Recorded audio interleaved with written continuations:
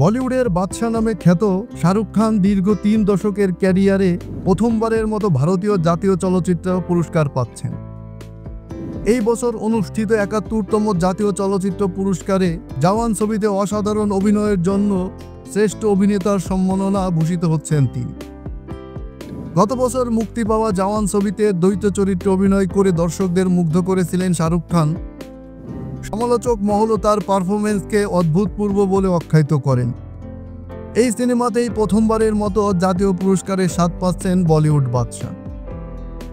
১৯৯২ সালে দেওয়ানা ছবির মাধ্যমে বলিউডে অভিষেক হয় শাহরুখ খানের।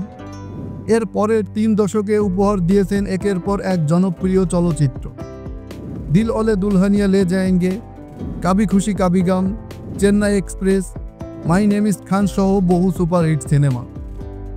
তবে ২০২৩ সালে তার ক্যারিয়ারের নতুন অধ্যায় রচনা করেন।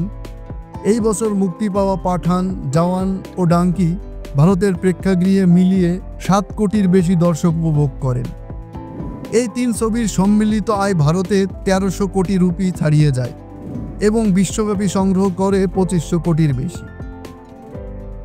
শাহরুখ খান এরই মধ্যে পেয়েছেন অসংখ্য আন্তর্জাতিক পুরস্কার ও বক্স অফিসে অগণিত রেকর্ড।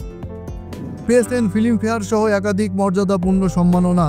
তবে এখনও জাতীয় চলচ্চিত্র পুরস্কার তার কাছে অধরাই ছিল।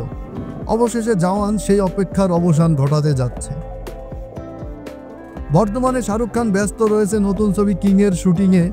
আলোচিত এই ছবিটি মুক্তি পাবে ২০২৬ সালে। আরও বড় খবর, এই ছবির মাধ্যমেই বড় পর্দায় অভিষেক ঘটবে শাহরুখের কন্যা সোহানা খানের। ৩ দশকেরও বেশি সময় ধরে কোটি ভক্তকে বিনোদিত করা এই তারকা জাতীয় চলচ্চিত্র পুরস্কার নিঃসন্দেহে এক অনন্য স্বীকৃতি।